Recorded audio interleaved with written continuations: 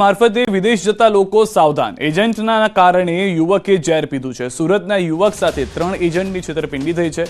યુવકને કેનેડાના બદલે દુબઈ પહોંચાડી દીધો। એજન્ટે યુવક પાસેથી 10 લાખ ખંખેર્યા। યુવક મહા મહેનતે વતન પરત ફર્યો। એજન્ટે પૈસા પરત ન આપતા યુવકે ઝેર પીધું। યુવકને સારવાર અર્થે હાલમાં ખસેડાયો છે।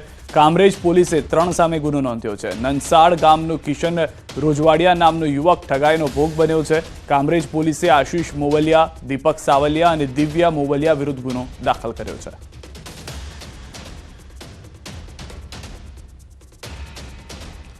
નવસારીથી સમાચાર। ગણદેવીના ભાઠા ગામે શાળાની તાળાબંધી। 1.5 વર્ષથી આચાર્ય નહીં મળતા તાળાબંધી કરાઈ છે।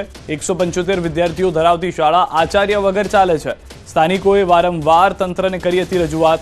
આચાર્ય ન મળતા સ્થાનિકોએ કરી તાળાબંધી। તાળાબંધીથી વિદ્યાર્થીઓ શાળાની બહાર બેઠા।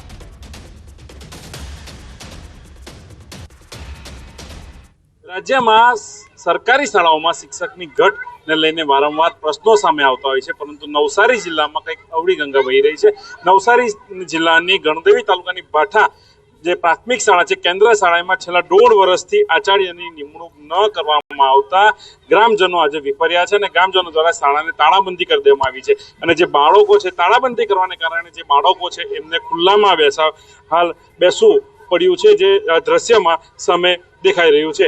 ખાસ કરીને મહત્વની વાત જે છે કે ગ્રામજનો દ્વારા છેલ્લા 1.5 વર્ષથી શાળામાં આચાર્યની નિમણૂક બાબતે વિવિધ સ્તરે રજૂઆતો કરવામાં આવી હતી। જિલ્લા પ્રાથમિક શિક્ષણ અધિકારીથી લઈને જિલ્લા કલેક્ટર અને જિલ્લા વિકાસ અધિકારીને પણ રજૂઆત કરવામાં આવી હતી, પરંતુ પરિણામ શૂન્ય મળતા આજે ગ્રામજનોએ શાળાને તાળાબંધી કરી દીધી છે અને શાળામાં બાળકો સહિત શિક્ષકોને પણ પ્રવેશ બંધી કરી દેવામાં આવી છે। ભાવિન પટેલ, ન્યૂઝ 18 ગુજરાતી, નવસારી।